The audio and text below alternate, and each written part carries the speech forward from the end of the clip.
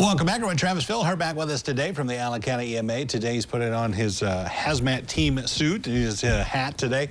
Let's talk a little bit about the HAZMAT team. Who comprises that and how's that put together? Yeah, thanks for having me back. Sure. So the Allen County HAZMAT team is comprised of the local fire departments, LPD, Allen County Sheriff's Office, all together. Our numbers are up a little bit this year. We're excited for that. We have about 60 techs. For us, that's a pretty good number. Yeah. It's been a 5-year in the making to kind of get that number up. Right. But we're very excited for that. Yeah, and when you say techs, that means they can respond to certain kind of scenes that they legally have the training to do that, right? Yes, so in the state of Ohio, there's 3 different levels. We are a type 1 team, so we have an ops level, an awareness level, and then a technician level is the highest level. And with that technician level, you can get a weapons of mass destruction and some other higher qualifications, but tech is the highest you can receive. We think so much of spills and that kind of thing, but tell us some of the things you guys do handle then. Yeah, so this past year we handled anywhere from semis rolled over to spilling diesel fuel, or some abandoned wells that had some oil seeping into some of the local waterways. Sure.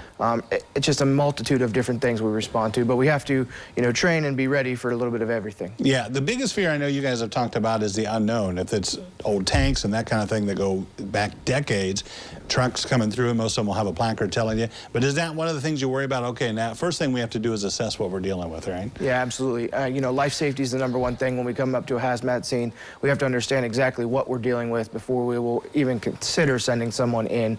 With the technology nowadays, back, 10 years ago, we used to use binoculars, line of sight, things like that. Now we have more drone technology and some little bit better technology that can allow us to get in without physically putting a person in that hazardous atmosphere. Dollars are always short for that, but in these changing times, do the state and federal officials look more kindly on that as far as grant money and that kind of thing? We are working on a grant to procure a little bit better drone as we speak. Okay. That is in the process, so hopefully that comes through for us. Yeah, just out of curiosity, does somebody have to take training to operate the drone then, or is that something that the average layman could do?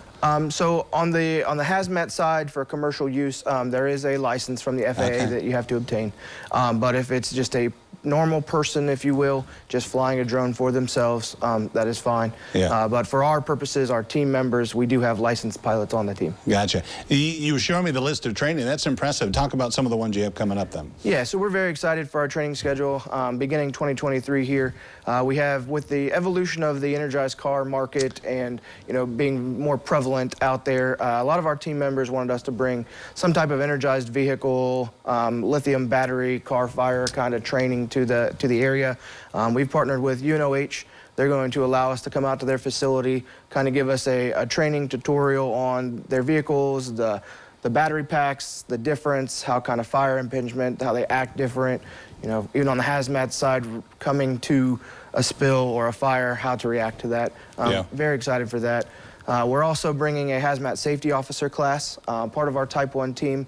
When we do respond to a large-scale incident, we need to maintain a certain number of these safety officers. So it's been about 5 years since we brought that class. Very excited for that. Yeah. And our third one that we are very proud of, we have Ohio EMA radiological branch coming in to teach us response to radiological and nuclear, different types of response and equipment that we can use. Yeah, lithium batteries, you guys were talking about the meetings. Those are one of those things. Is that about the only, because you can't spray water on them and cool them down, right? You can spray them down with water, but they just burn so hot for so long that water will only get you so far. Okay. They are developing some certain types of foam that have helped with that, but it's still just a very long, hot burn. Yeah. So it takes some specialized equipment for that. I can imagine. All right. Thank you, Travis, for telling us about it. Appreciate Absolutely. it. Good seeing you. Don't go away. Medical news coming up next on Noon Edition.